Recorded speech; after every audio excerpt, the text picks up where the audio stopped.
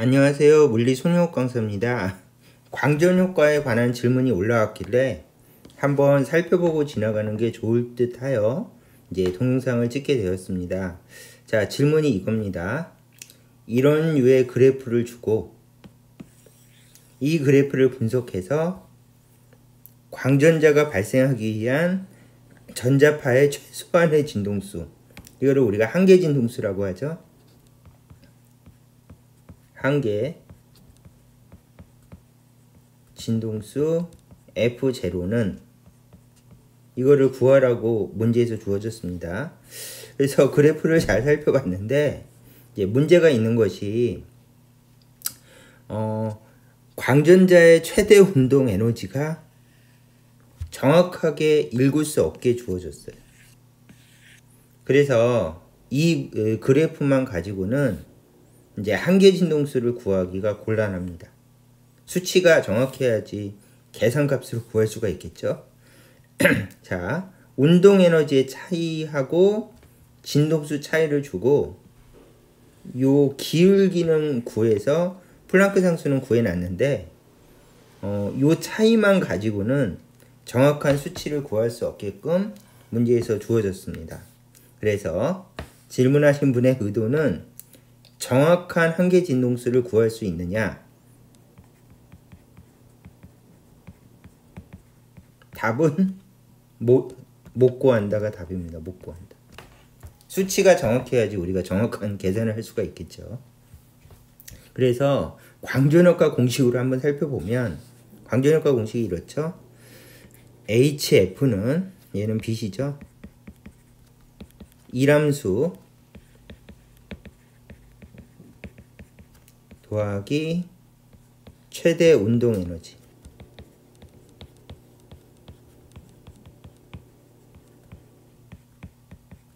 이렇게 돼 있죠. 근데 저의 답변은 이거를 정확히 주지 않아서 이람수를 정확히 못 구하겠다. 이게 답변입니다. 그러면 이 동영상을 왜 찍었는가 하면은 보통 일반 물리학 책에 이런 류의 질문들이 많은데 최소한의 진동수는 얼마인가 이렇게 물어봤지만 보통 일반 물리학에서는 정확한 답을 요구하지 않고 대략이란 말이 숨어 있는 겁니다. 그래서 이제 보통 일반 물리학 책, 특히 외국에서 출판된 번역서에 이런 류의 문제들이 많은데 이런 류의 문제를 적응하셔야 됩니다. 그래야지 일반 물리학 책 문제가 이제 푸시는데 부담이 없으십니다.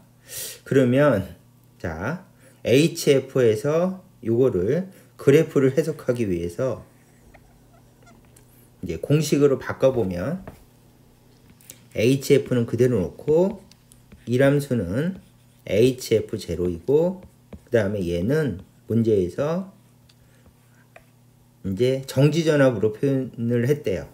자, 요게 이제 문제에서 주어진 값이고요.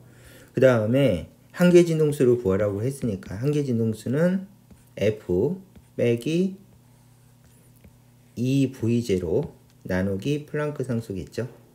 그러면 이제 문제의 의도에 맞게 그래프를 좀 적당히 읽으면 마침 적당한 표시가 있어요. 1일 때 이 정도 내려와서 7 정도 됩니다. 7. 그래서 대략 7 정도 된다. 그리고 진동수는 10의 14승 단위이고 자, 운동 에너지는 일렉트론 볼트 단위이고 그럼 2를 쓰시면 되겠죠. 여기는 7을 쓰면 되고 플랑크 상수는 4.1 곱하기 10의 마이너스 15승 일렉트론 볼트 세크 단위입니다. 자, 그러면 여기다가 숫자를 문제에서 주어진 대로 적으시면 진동수는 7 곱하기 10의 14승 헤르츠였고요. 마이너스 얘는 1이었고요. 플랑크 상수는 4.1 곱하기 10의 마이너스 15승 정도 문제에서 주어졌습니다. 그러면 요거를 계산하면 7 곱하기 10의 14승 마이너스 얘를 전자계산기를 이용해서 약간 계산이 그러니까요. 이용해서 해보면 2.44 곱하기 10의 14승이 나옵니다. 그러면 7 빼기 2.44는 4.56이니까 4.56 곱하기 10의 14승 헤르츠로 대략 구했습니다. 대략. 그래서 이 문제는 이런 식으로 구하는 문제일 것이다. 이렇게 생각해 볼 수가 있고요.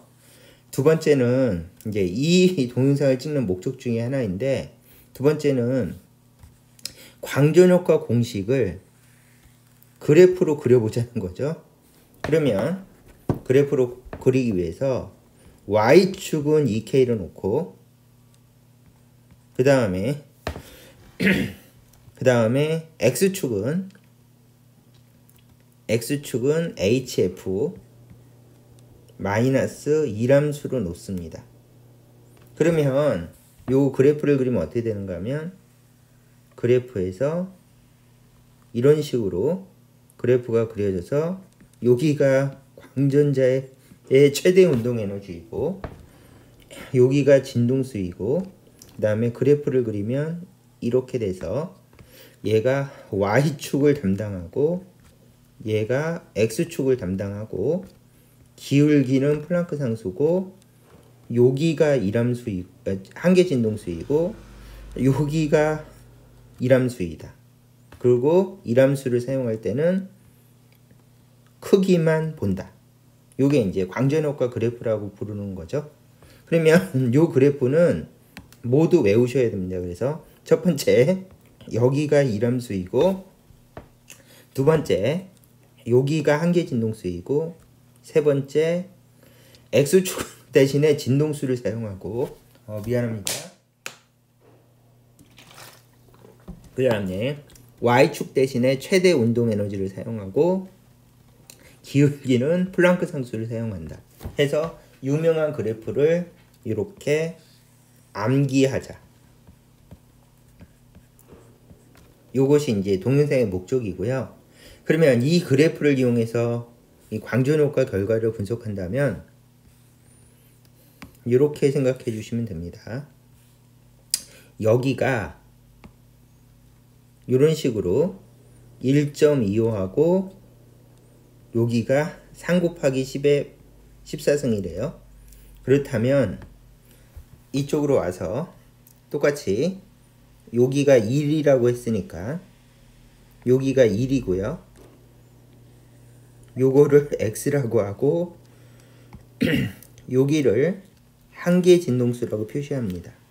그러면 닮은 삼각형이 될 테니까 닮은 삼각형 계산으로 여기서 1.25 대 1은 그쵸? 1.25 대 1은 3 대 X. 그러므로 X는 3 나누기 1.25가 가볍게 계산이 되죠. 그러면 3 나누기 1.25는 2.4 정도 됩니다.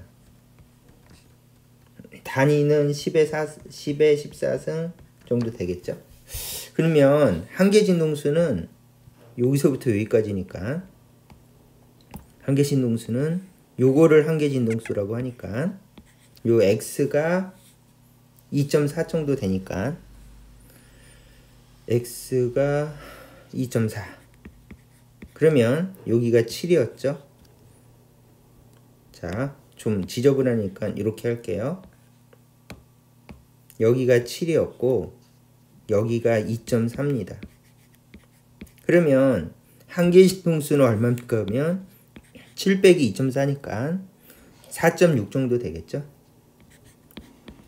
그래서 그래프의 기울기를 이용해서 한계 진동수를 구할 수도 있습니다.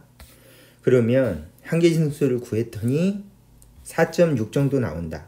그러면 한계 진동수는 약 4.6 정도 나온다. 이렇게 그래프의 기울기를 이용해서 구할 수도 있습니다. 그 다음에 이제 이 일반 물리학 문제를 풀 때는 인터넷이나 교재에서 참값을 찾을 필요가 있어요. 그래서 나트륨을